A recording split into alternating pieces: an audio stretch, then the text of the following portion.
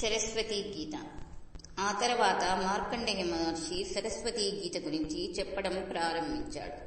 పూర్వము తరష్కుడు అని మహాముని సరస్వతీదేవిని ఆరాధించాడు. సరస్వతీదేవి ప్రత్యక్షం కాగానే తరష్కుడు ఆమెను కొన్ని ప్రశ్నలు అడిగాడు. అమ్మా, మానవుడు ఆచరించవలసిన ధర్మం ఏది? మానవుడు ఏ విధంగా పుణ్యాత్ముడై పుణ్యలోకాలకు వెళ్తాడు అని అడిగాడు. సరస్వతీదేవి ఈ విధంగా జవాబిచ్చింది. ఎన్నో వేదములు చదివిన బ్రాహ్మణుడు ఎన్నో యజ్ఞాలు చేసి పుణ్యకార్యాలు చేసి స్వర్గానికి వెళ్తాడు.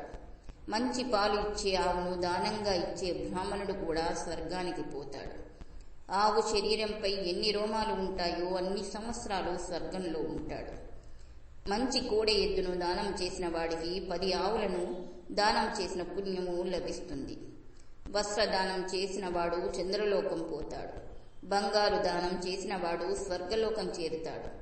7 సంవత్సరాలు అగ్నిదేవుణ్ణి నీతితో ప్రీతిగా హోమం చేసిన వాడు తన 14 తరాల పితృదేవతలతో స్వర్గానికి పోతాడు.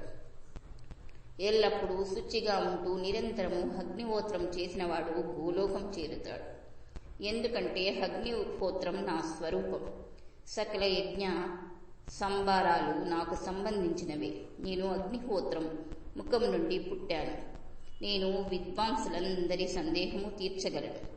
ఎల్లప్పుడూ వేదం చదువుతూ దాన ధర్మములు చెయ్యు తపోధనులు శోకం అనేది తెలియకుండా ఎక్కడ నివసిస్తారో నేను అక్కడ నివసిస్తాను. యజ్ఞ యాగాదులు చేసిన పుణ్యాత్ములు మరణాంతరము నా లోకానికి చేరగలరు అని సరస్వతీదేవి చెప్పింది అని ధర్మరాజుకు చెప్పాడు. వైవసత్వమనువు. ధర్మరాజు మార్కండేయుణ్ణి వైవసత్వమనువు ఏ విధంగా ప్రభావితుడయ్యాడు అని అడిగాడు. ధర్మజ, చాక్షుష మన్వంతరంలో వైవసత్వుడు 10,000 సంవత్సరాలు తపస్సు చేశాడు. ఒకరోజు వైవసత్తుడు ఒక జలాశయంలో స్నానం చేసి ఒడ్డున ఉండగా ఒక చేప తీరానికి దగ్గరగా వచ్చి, అయ్యా, ఈ జలాశయంలో నాకంటే బలవత్తరమైన జలచరములు ఉన్నాయి. నన్ను వేరే చోటికి తీసుకుపో, నీకు నేను ఉపకారం చేస్తాను అని అడిగింది. వైవసత్తుడు ఆ చేపను తీసుకువెళ్లి ఒక బావిలో విడిచిపెట్టాడు. ఆ చేప పెద్దది అయ్యింది. అయ్యా, నాకు ఈ బావి చాలడం లేదు, వేరే ప్రదేశానికి తీసుకువెళ్ళు అని అడిగింది. అది విని వైవసత్తుడు ఆ చేపను మరింత పెద్ద బావిలో విడిచిపెట్టాడు. కొన్నాళ్లకు ఆ బావి కూడా చాలలేదు. ఆ చేప కోరిక మేరకు దానిని ఒక మడుగులో వదిలివేశాడు. కొద్ది రోజులకు ఆ మడుగు కూడా చాలకపోవడంతో దానిని సముద్రంలో వదిలివేశాడు. ఆ చేప వైవసత్తుని చూసి, అయ్యా, కొద్ది రోజుల్లో ప్రళయం రాబోతుంది. అన్ని సముద్రాలు కలవబోతున్నాయి. దీనిని మనమంతర సంధి అంటారు. నువ్వు ఒక ఓడను నిర్మించు. అందులో అన్ని రకాల ధాన్యాలు ఔషధాలు నింపు. 7 ఋషులతో కలిసి ఓ ఓడ ఎక్కి నన్ను తలుచుకో. నేను నీకు మేలు చేస్తాను అని చెప్పింది. వైవసత్తుడు అలాగే ఒక ఓడను నిర్మించి ధాన్యాలతోనూ విత్తనాలతోనూ నింపి 7 ఋషులతో సముద్రాన్ని చేరాడు. ఆ చేపను మనసులో తలిచాడు. ఇంతలో ఆ చేప వచ్చింది. ఆ చేప తలపై ఒక కొమ్ము ఉంది. ఆ ఓడ తాటిని తన కొమ్ముకు తగిలించుకొని సముద్ర మధ్యానికి తీసుకువెళ్ళింది. ఆ తర్వాత కుంభవృష్టి కురవడం మొదలై సముద్రాలన్నీ ఏకమయ్యాయి. భూమి జలమయమైంది. ఆ చేప అనేక వేల సంవత్సరాలు ఆ ఓడను లాగుతూ ఉంది. ప్రళయం అంతరించింది. ఆ చేప వైవసత్తుని 7 ఋషులను చూసి, అయ్యా, ప్రళయకాలంలో నేను మిమ్మల్ని కాపాడాను. ఈ వైవసత్వుడు మరలా సృష్టి కొనసాగించగలడు అని చెప్పింది అని ధర్మరాజుతో చెప్పాడు. కల్పాంతం. ధర్మరాజు మార్కండేయ మహర్షిని, మీరు చిరంజీవి కదా, మీరు ఎన్నో ప్రళయాలు చూశారు. ఈ చరాచర జీవరాశుల సృష్టి స్థితి లయాలను ఎన్నోసార్లు చూశారు. ఈ లోకాలు ప్రళయకాలంలో ఎలా ఉంటాయి అని అడిగాడు. మార్కండేయుడు, ధర్మజ, నువ్వు అడిగిన ఈ ప్రశ్నకు సాక్షాత్తు విష్ణుమూర్తి స్వరూపమని చెప్పబడుతున్న శ్రీకృష్ణుని అనుమతితో సమాధానం చెప్తున్నాను. సావధానంగా విను అని చెప్పసాగాడు. కృతయుగము, త్రేతాయుగము, ద్వాపరయుగము, కలియుగము అని 4 యుగములు. ఇవి 12,000 దివ్య సంవత్సరములు. ఈ 4 యుగములు కలిసి ఒక మహాయుగమని పిలువబడతాయి. అలాంటి మహాయుగాలు 1000 కలిస్తే బ్రహ్మదేవునికి ఒక పగులు అవుతుంది. అలాంటి బ్రహ్మ దివసము ఆఖరున 100 సంవత్సరాల వరకు తీవ్ర అనావృష్టి ఏర్పడుతుంది.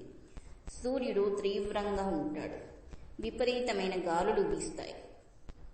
అంతలోనే మేఘాలు కమ్ముకుంటాయి. ఉరుములు మెరుపులతో విపరీతంగా వర్షం కురుస్తుంది. నదులు, సముద్రాలు నిండిపోతాయి.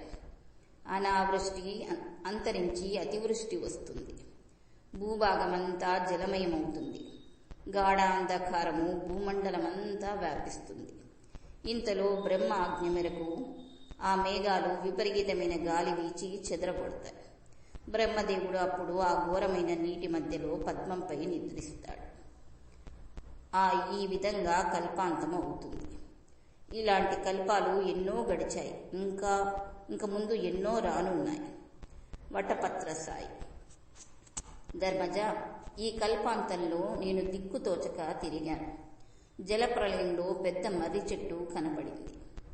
ఆ మర్రి ఆకు మీద నీలమేఘశ్యాముడైన శ్రీ మహావిష్ణువు చిన్ని బాలుని వలె పండుకొని ఉన్నాడు.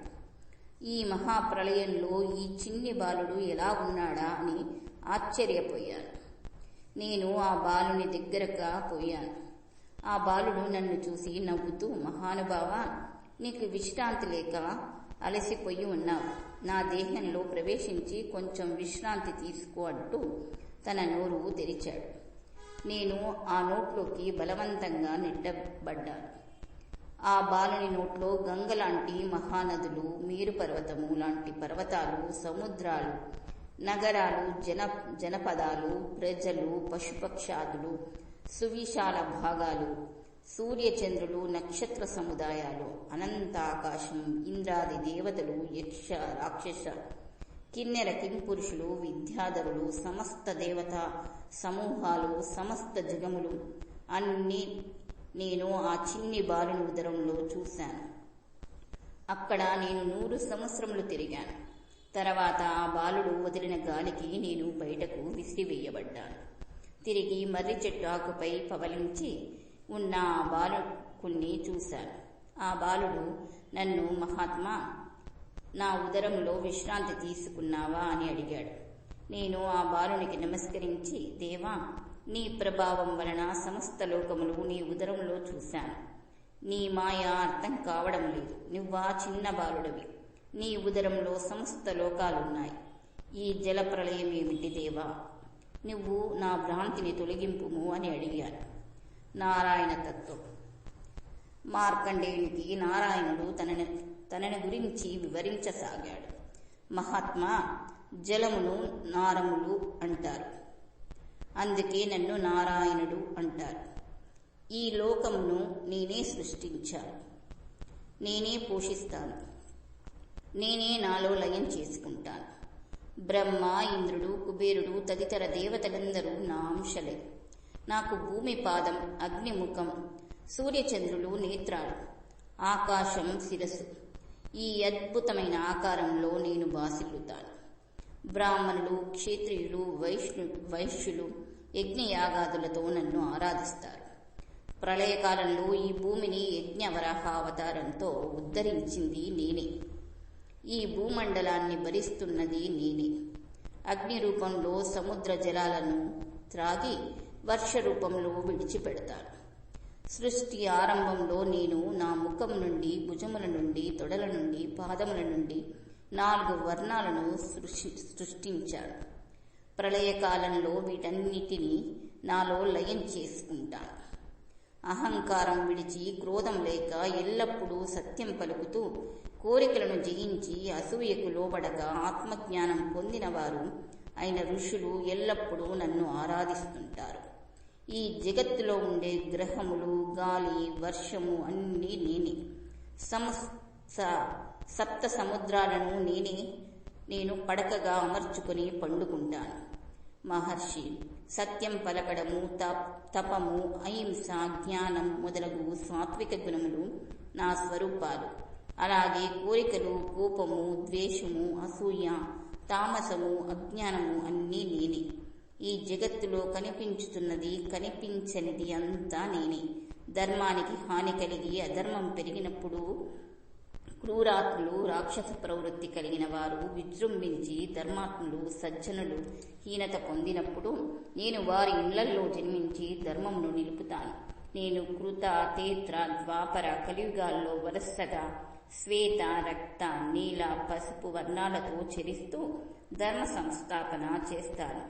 ఈ కాలచక్రాన్ని నేను అవిశ్రాంతంగా నడుపుతాను. లయకాలముందు నేనే కాలయముడిని నాలో లీనం చేసుకుంటాను. ముల్లోకాలను సృష్టించు బ్రహ్మదేవుడు నాలో సొగభాగమే. నా పేరు నారాయణుడు. నేను శంఖచక్ర గదాధారిని బాలుని రూపంలో ప్రళయకాలమందు 1000 సంవత్సరాలు యోగనిద్రలో ఉంటాను. ఈ కల్పాంతం చూసి నువ్వు భయపడతావని నా ఉదరంలో ఉంచాను. ఇంక నీ ఇచ్చ వచ్చిన చోటికి వెళ్ళవచ్చు అని బ్రహ్మదేవుడు మేలుకొని ఈ లోకాలను సృష్టిస్తాడు అని చెప్పి బాలకుడు మాయమయ్యాడు. నేను కనులారా చూసినాను. ఆ బాలుడే శ్రీకృష్ణుని రూపంలో మీకు సకుడై ఉన్నాడు. ఈనాడు నన్ను దయతలచి నాకు దర్శనమిచ్చాడు. ఈ మహానుభావుని దర్శనం వలన నేను గత స్మృతులు గుర్తుకు వచ్చి మీకు చెప్పగలిగాను అని మార్కండేయుడు ధర్మరాజుకు తనకు నారాయణుడు వివరించిన విషయములు చెప్పాడు.